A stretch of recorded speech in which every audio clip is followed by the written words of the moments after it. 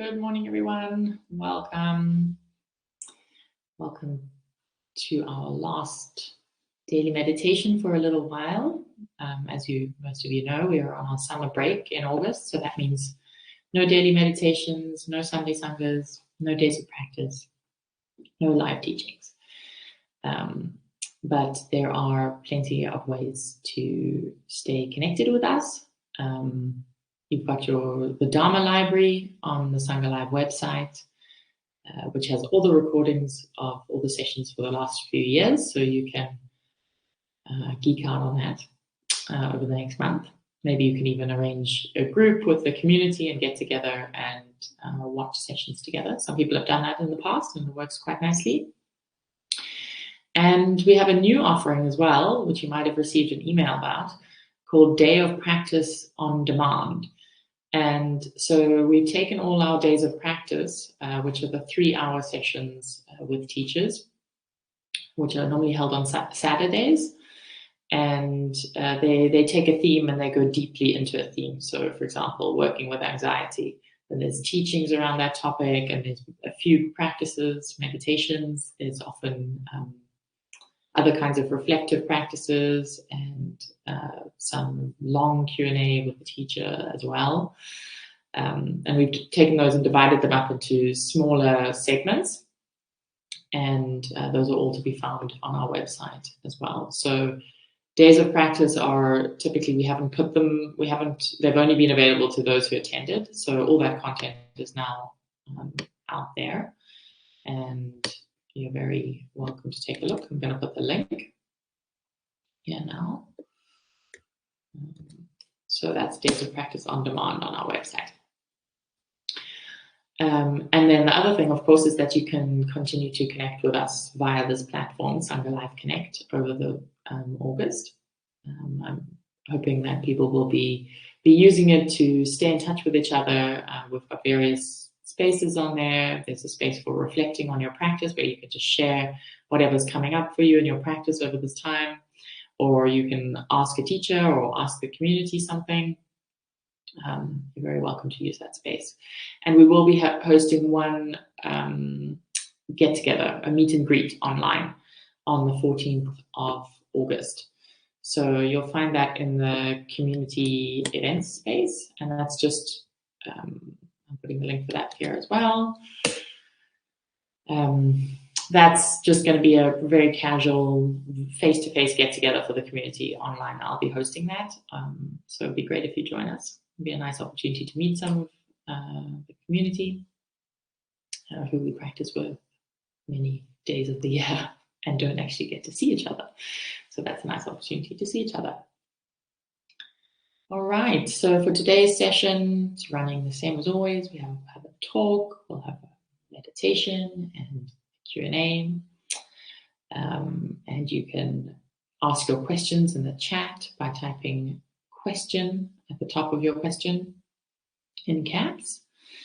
And you can also, if you would like to come on screen and chat to Jaya, there's a raise your hand icon at the bottom of your screen, and then we can bring you on screen and you can have a dialogue.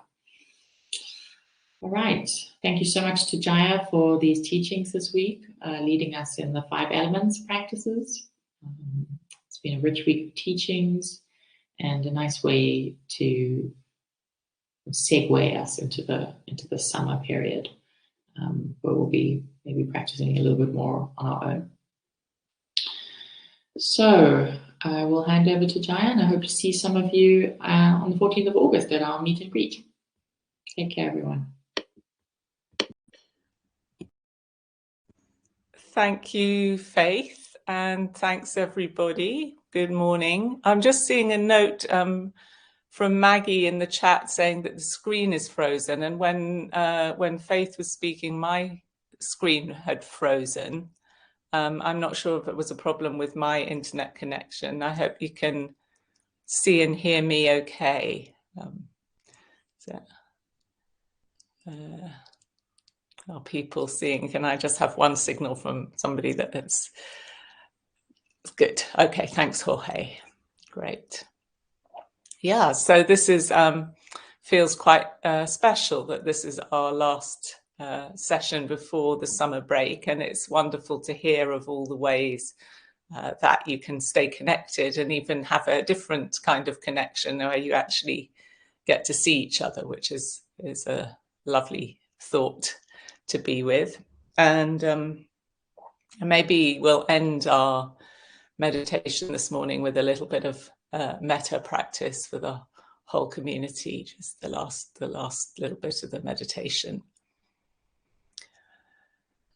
So we've come to the 5th day, the last day of the week, and the 5th element, which is the space element in our tour through the 5 elements: earth, water, fire, wind, and space. And space is in some ways the thing that I find, I wouldn't say the most useful, but it's an extremely useful perception to cultivate.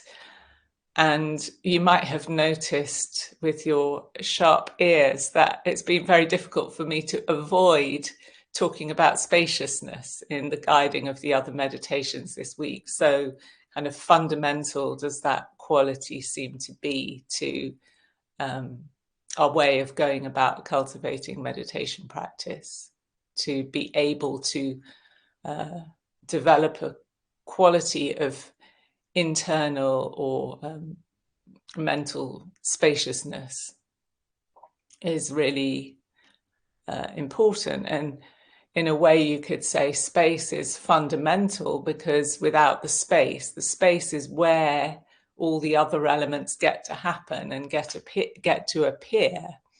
And if there's no space anywhere, there could be no movement, no change. So you might also remember going back to the beginning of the week that when I talked about mindfulness of the body, that in the instructions in the Satipatthana Sutta, the great discourse on ways of establishing mindfulness, space isn't included amongst the elements that are offered for body contemplation. And I think the reason is it's said to be immaterial. It's immaterial. The body is something that's material. The other 4 elements are all material, and space is immaterial. But the Buddha does talk about space existing within the body elsewhere. So the space element is what's found, inside the nostrils, inside the mouth, anywhere that there are openings in the body. It was understood that there was space within the body. And of course, nowadays we have a kind of a different appreciation of the fundamentalness of space. So we talked about the body being, I don't know that fundamentalness is a word, but anyway, we talked about the body being 70%. It varies over the course of a lifetime, but 70% or so water. But actually, even more than that, this body is largely space. So I think it said that if you condensed all the solid matter in the body down to, if you condensed it all, you'd be left with something about the size of a pea. So we are largely space. And the space, again, the space inside the body and the space outside the body are no different from each other. So we can, I think, legitimately also contemplate the body in terms of the space element. And then the mind, to really sense that the quality of space within the mind. Maybe to begin just actually talking about the visual sense. So maybe this isn't, we're kind of backtracking from the mind for a moment, but just even if you look around you, wherever you are right now, and our tendency is so much, isn't it, to have our attention drawn to the objects in space, to notice the things appearing within the space and give no attention to the space between them. But without the space between them, the objects wouldn't appear. And I know they're really interesting ways of learning to draw or practicing drawing that kind of reverse this, and you kind of draw from the space rather than draw from the objects in different ways. So just giving our attention for a moment to this space. And then we could also argue or envisage that the mind is exactly the same way. So all these different objects, these thoughts, these different experiences manifest within the mind. And it's the space of the mind that allows them to manifest. So I'm not saying that awareness or the mind and space are identical, but there's a lot of analogy here. And probably all of you are familiar with the sense of the mind being, or the idea of the mind being like the sky and thoughts being like the clouds that pass through it, which I think is a really, really useful image, or stars flashing in the night sky. And those kinds of images really help draw our attention to the spaciousness of the mind. And Lois has also pointed out, which is the same with the silence between notes. So this actually, sound is my favorite way of accessing that sense of spaciousness. But some of us are more auditory, some of us are more visual. We're all going to have our different ways of eliciting that sense of spaciousness. But again, you know, without silence, without the space between and around a note or a sound, again, the sound would not be discerned. And so again, we can practice with hearing, giving our attention as much or more to the space as we do to the sounds. And those of you who are familiar with Ajahn Sumedho's teaching, he always loved, probably still loves, to talk about minding the gap between our thoughts. So we can play today in this quality of spaciousness in our meditation, and then it'll do a little pivot at the end of the meditation and offer one another a little bit of metta. Okay. And I'll try to allow a decent amount of time for questions, as it's the last gathering of the season. And it's really lovely to see that there are people here from San Francisco, Rose, and China, and to really have a sense. So there's a sense of this already, okay, another way of inviting a sense of spaciousness. Just feel the spaciousness of this virtual Dharma hall of ours. Yeah. How large is it? And if you like to imagine, as I do, that our practice can create some good vibes, just sense how far those good vibes are wrapping around the world. Yeah. Okay, so let's make ourselves comfortable for our sitting in whatever meditation posture we find we can best be and is still in for half an hour or so.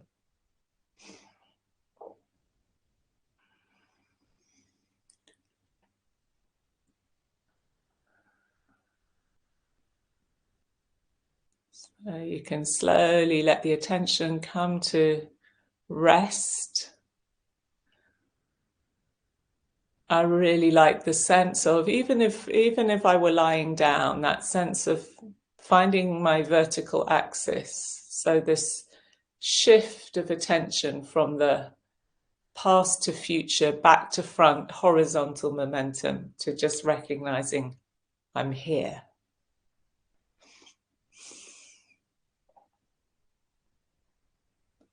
So to do that, it helps to really earth ourselves, to feel the contact with the ground.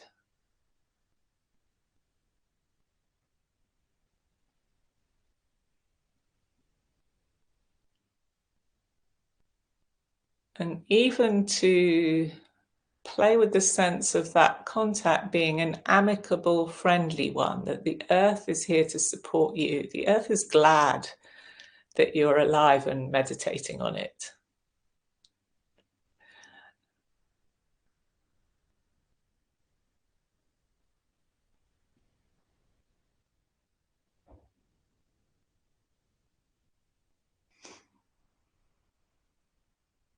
So making whatever adjustments you need so that you're balanced. You can relax and at the same time invite a sense of wakefulness.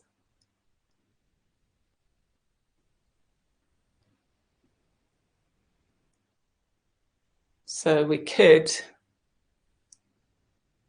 and to help with this sense of finding softness, ease, relaxation, remember also the water element that suffuses, bathes, soothes, calms the body. Water associated with tranquility, with rest, coming to rest.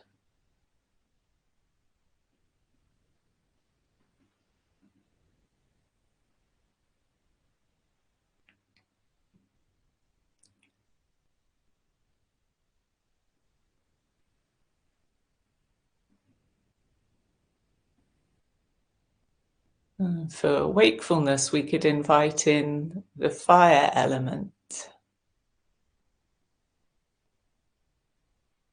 Invite the body to soften and rest and the mind to brighten.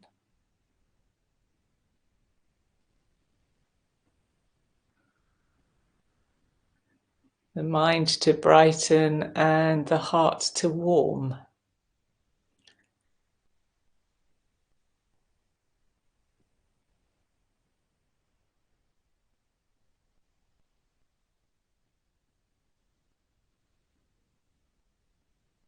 And if an inward smile helps with that, which I find it does, there's a brightening that happens if I just invoke a small smile.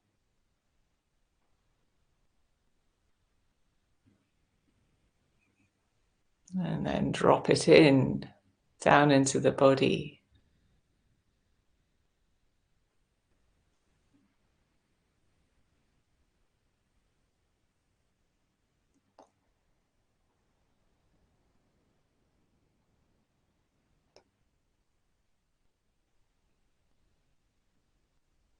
We're just reminding ourselves of the felt sense of friendliness, which is such an important support for the whole practice.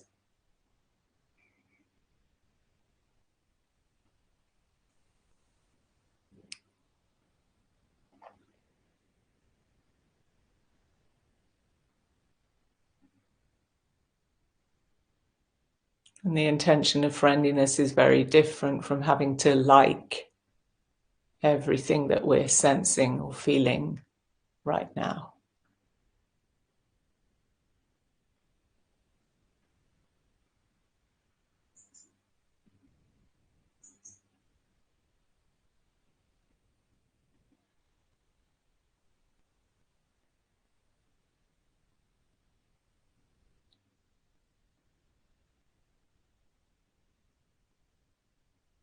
And then becoming aware of the fourth element, the air element or the breath. However, wherever we sense it.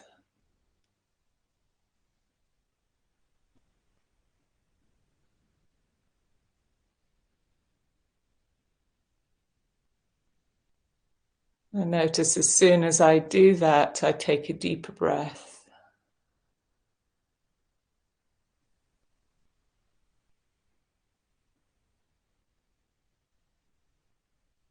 And then slowly settle down into a more normal rhythm of breathing.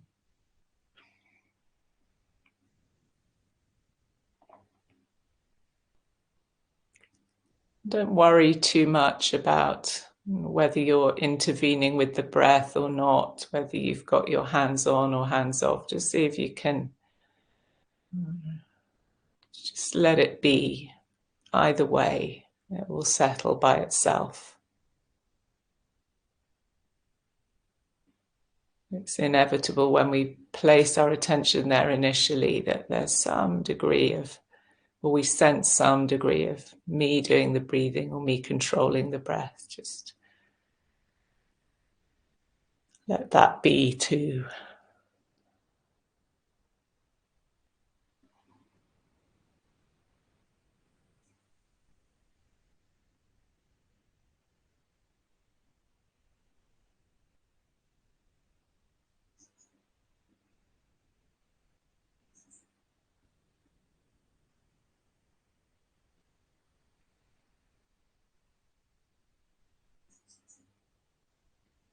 Once you've really found your body here on your meditation spot, found the breath, you can expand the scope of your awareness to include the space around your body.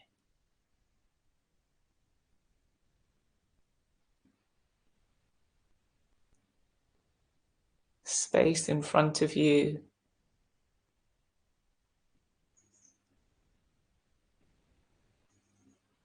to the sides and behind.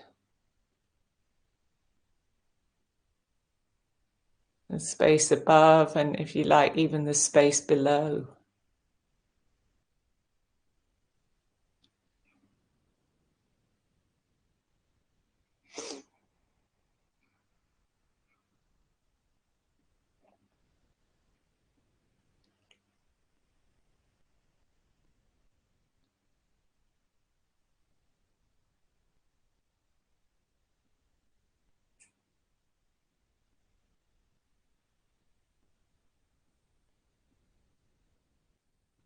And this space also pervading the whole body.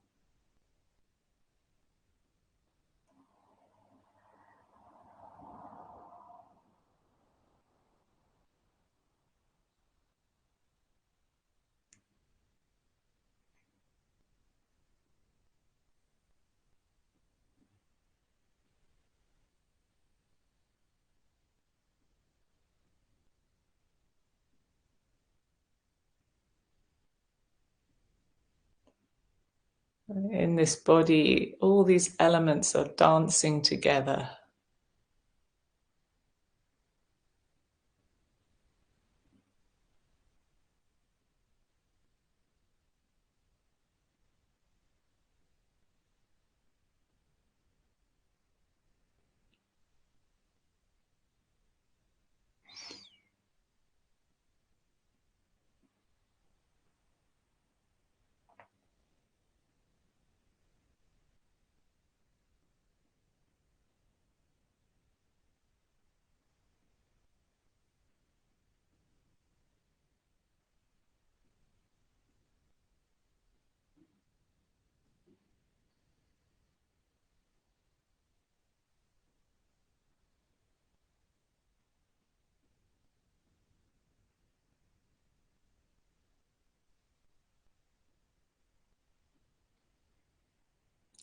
And then we might shift our attention to the experience of hearing and notice the sounds that are arising.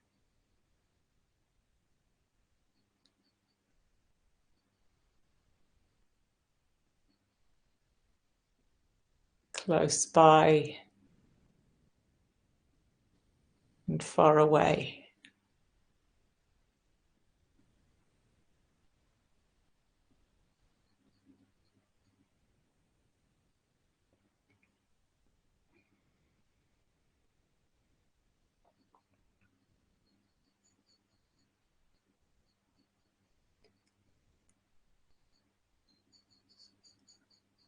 And perhaps being aware of when a sound ends, when a particular sound ends, the absence of that sound, the space into which the sound has vanished.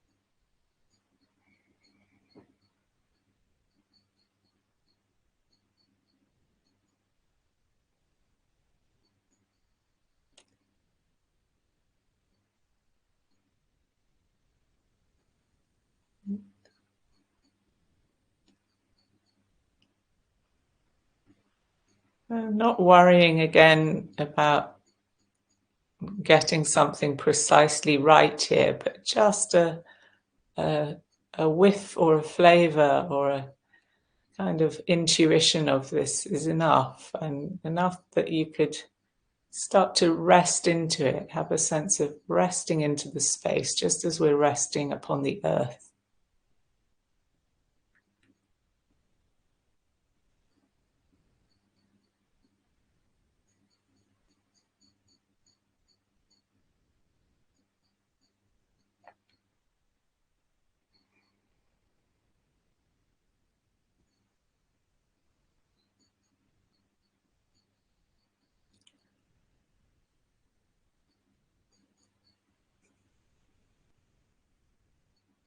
So as you notice sounds close by and far away,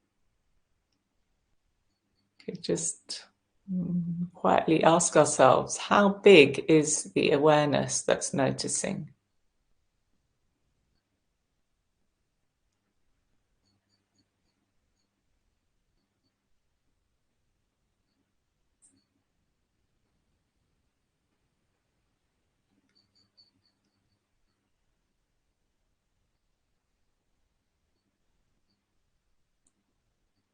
What is the most distant sound that you can hear right now?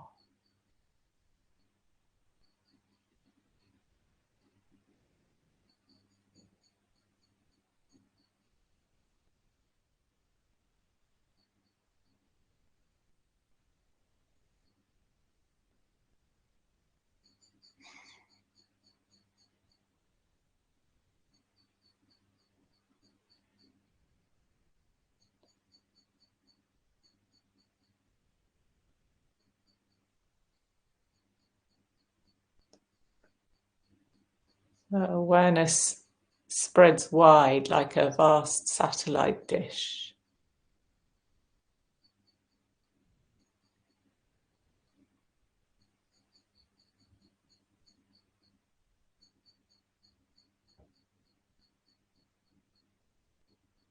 Open and spacious.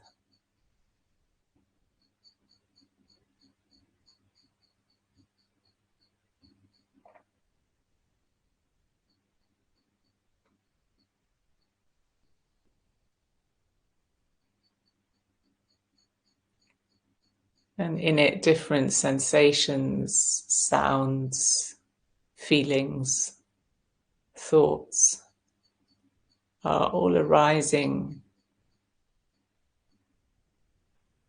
and disappearing.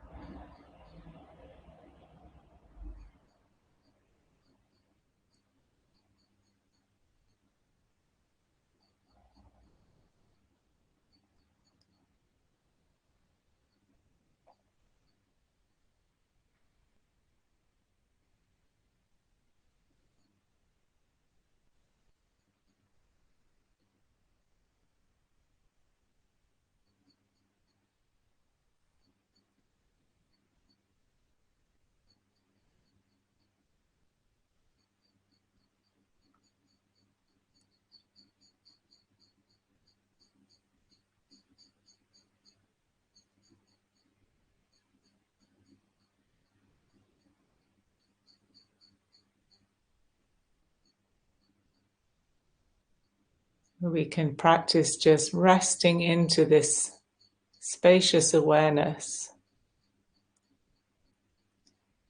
and noticing different things as they arise and letting them go.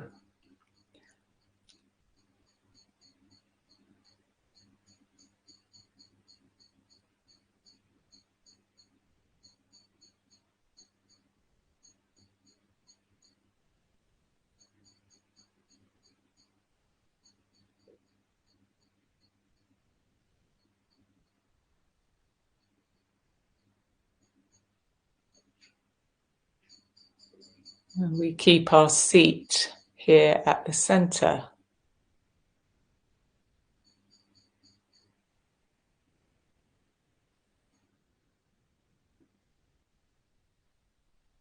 So the body breathing is like the thing that anchors the satellite dish.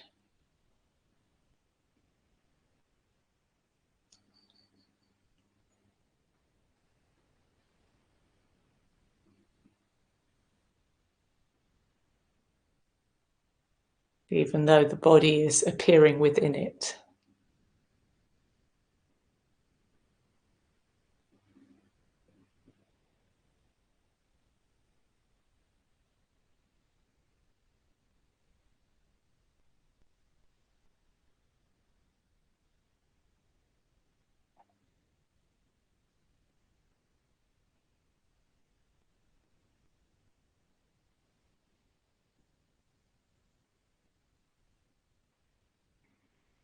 Mind vast and open like empty space.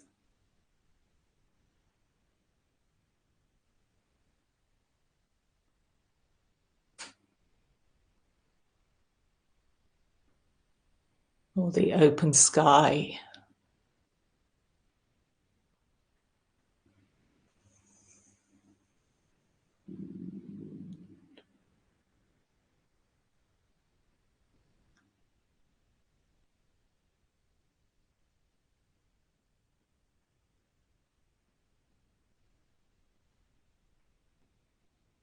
And the sky doesn't mind how many clouds pass through it, they just pass through.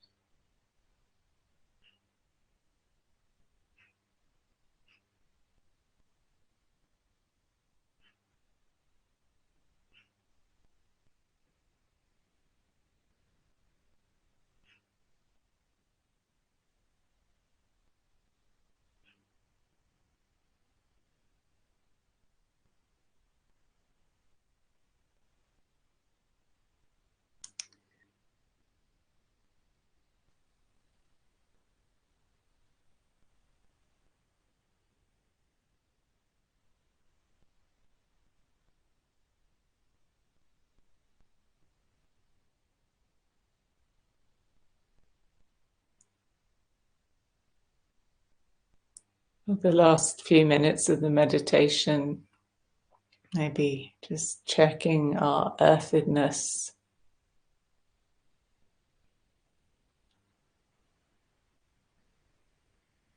Be present with the body.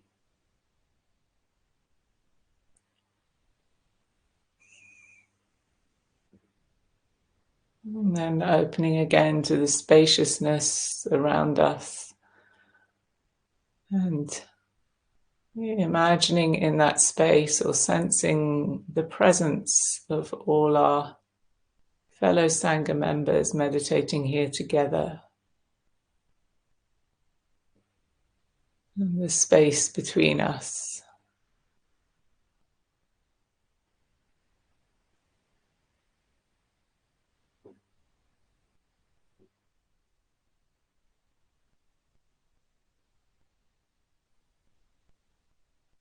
And we could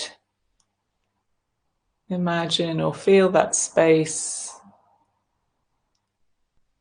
suffused with the wavelength of goodwill, of mutual appreciation.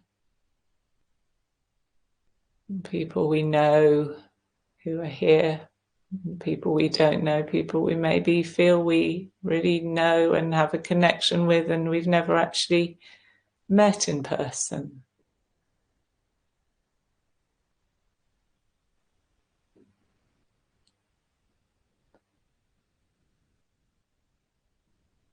All these good people out here who really care about developing the heart and mind, about birthing kindness and wisdom in the world.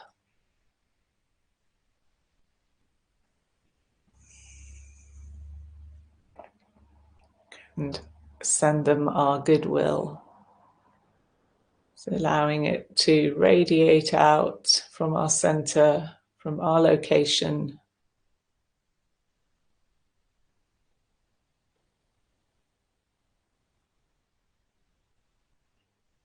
to all the Sangha here.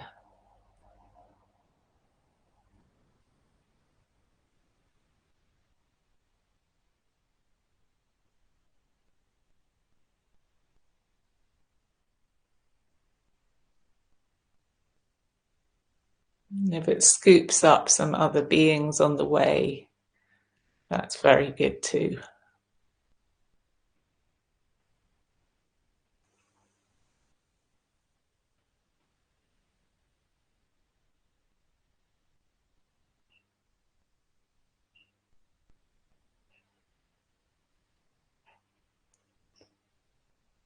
Can we do this and still retain that sense of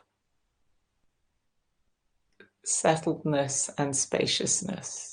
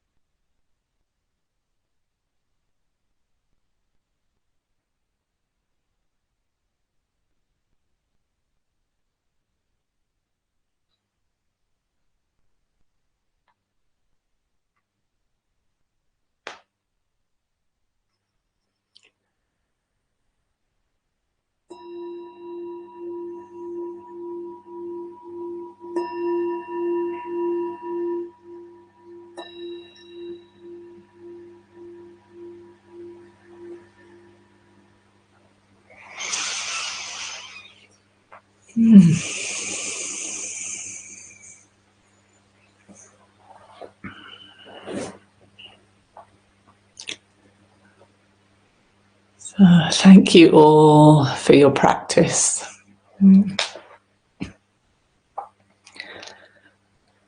And just a reminder that today is the last session before the August break, or August, what do we call it?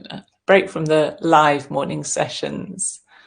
And that, as always, Sangha Live is very grateful for your support. If you're able to offer donations, it takes a lot to keep this platform going, the people who support it, and also the livelihood of the teachers is supported by any offerings that you make. So all of us much appreciate this practice of generosity, which is really, that's what keeps community together, is our willingness and our interest to support one another in the different ways that we are able. And generosity is meant to be a joyful practice. So if and when you give, please do so with a joyful heart, knowing that any offering of any amount is really appreciated. And if you're not able to offer at the moment, that's also fine too. Your presence in these sessions is already a wonderful offering.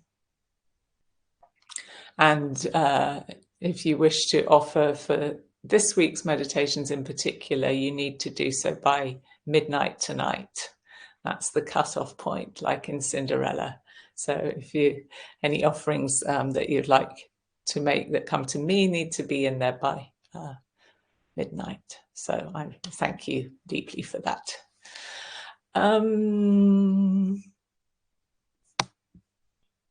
So let me look at questions.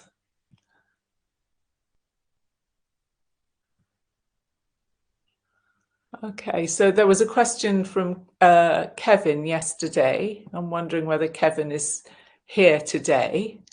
But how we subtly try to control the breath. And the second part is interesting. So can I talk about how we subtly try to control the breath, possibly trying to dam thoughts from arising? I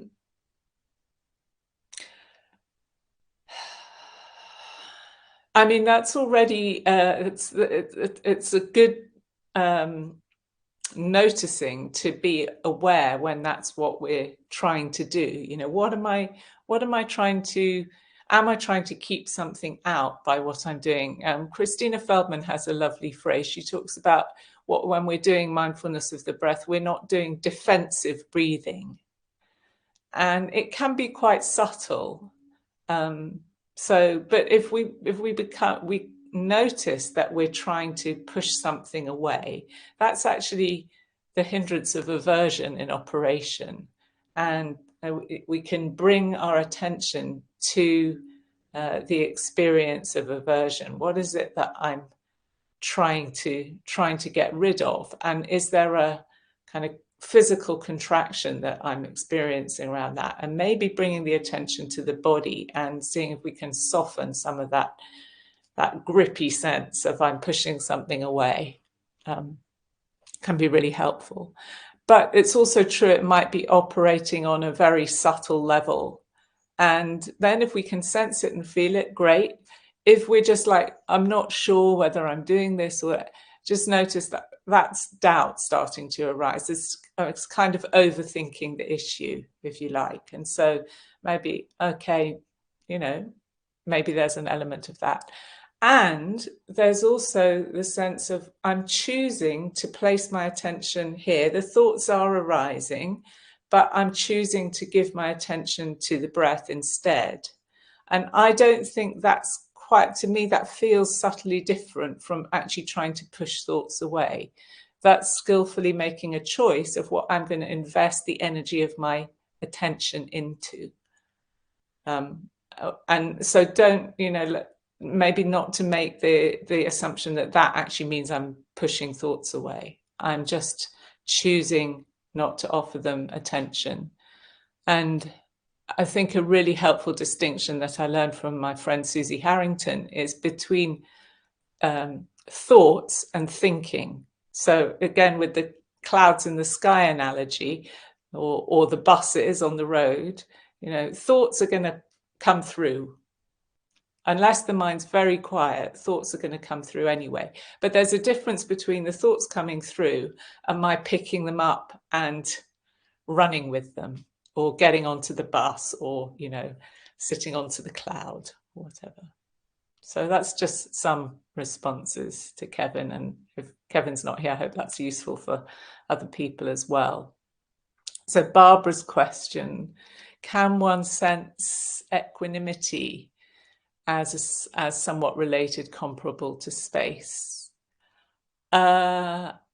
Yes. And this is actually, one of the intentions with each of these 5 element meditations, is that they are a real invitation into equanimity, I would say. This real repeated emphasis on the way that these elements are non-reactive. I mean, again, we have to kind of bracket off whatever we might, bring from our modern understanding of physics, chemistry, whatever, but that space is undisturbed. Let's use it as a metaphor. Space is undisturbed by the things that pass through it. It's not going to, stop being space or stop existing. And so the equanimous mind, I would say space is a metaphor, or could be as a very good analogy for the equanimous mind. Yeah.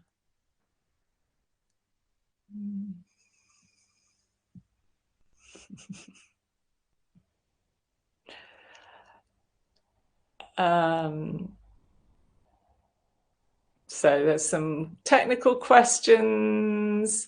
A question about how to contact me and find out what I'm doing.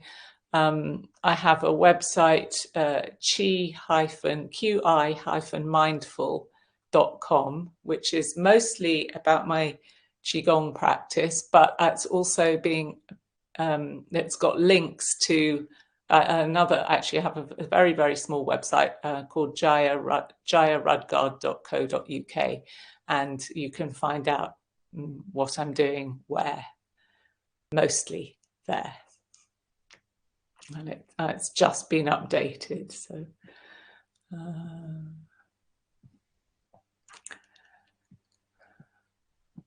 any more questions arising?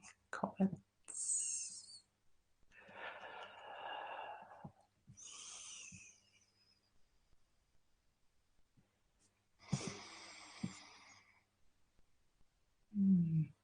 Oh, thank you, Faith. Thank you. Thank you.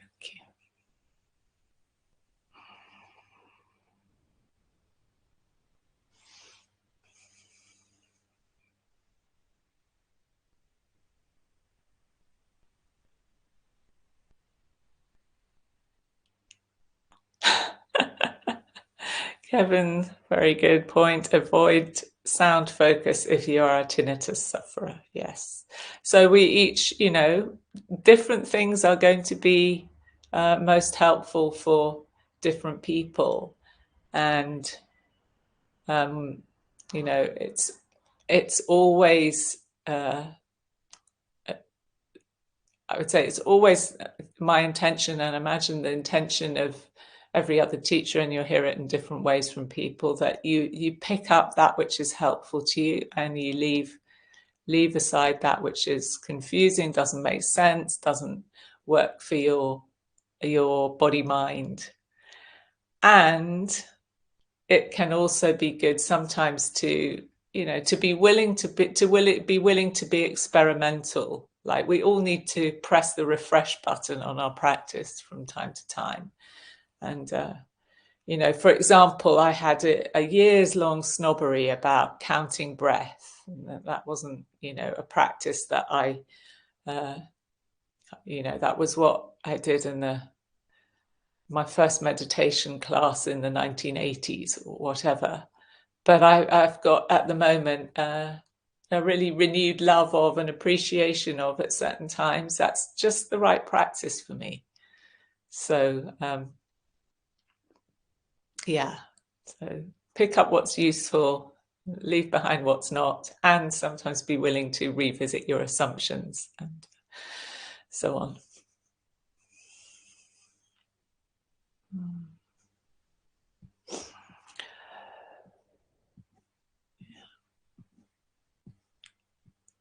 So I wish you all a very good summer break, and yeah, I really hope that each one of us can find a way to sustain our Dharma practice and interest across the holidays. It may not be holidays for everybody, but the gift of having more time, perhaps.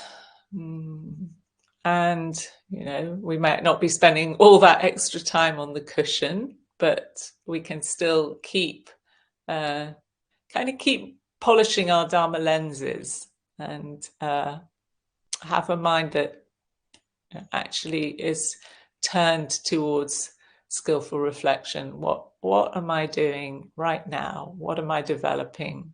What am I cultivating? What is the effect of the way that I'm spending my time? So whether or not that's going to involve as much formal meditation over this month, it's great if it does. If it doesn't, we can still be mindful and we can still practice skillfulness. So thank you all very much, and maybe see you in the autumn back here at Sangha Live, and have a great summer. Thank you.